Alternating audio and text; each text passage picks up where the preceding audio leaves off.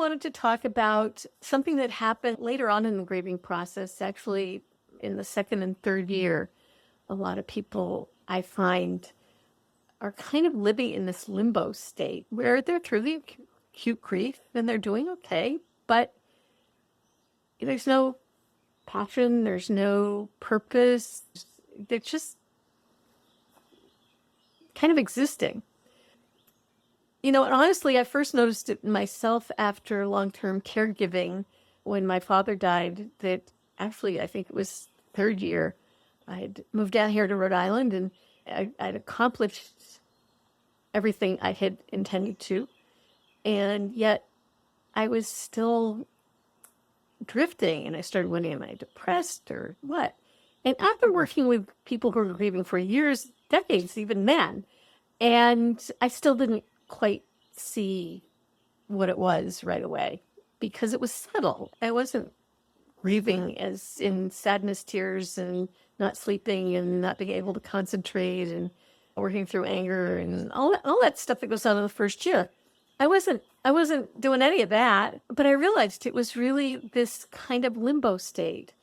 And then I started noticing it in spouses who had recently lost their spouse. And as they moved through the grieving process and into the second and third year, they would often end up in this place of just doing okay and feeling okay. And they say, yeah, I'm okay.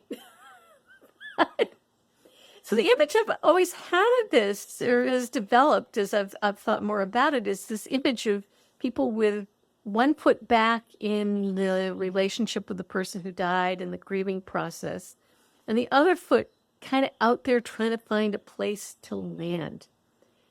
And it's hard because they don't know where they're going or what they want. It's an identity issue. Grief really does challenge us in terms of our own identity, our sense of self, because we so often define ourselves in terms of the people who we're in relationship with. At any rate, it's about identity and trying to define who we are and who we want to be moving forward, because it's not clear at all. I kind of think of it as a chrysalis state, a state of incubation, where we're not quite ready to give birth to ourselves yet, and don't even know what that's going to look like or what we want it to be or any of that.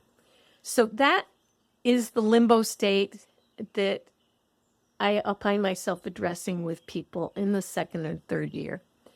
The first year just kind of lays the groundwork for that. There's the shattering and there's the working through the really obvious sense of loss and fear of forgetting and all of that. But then they come to this place where that acute phase has passed.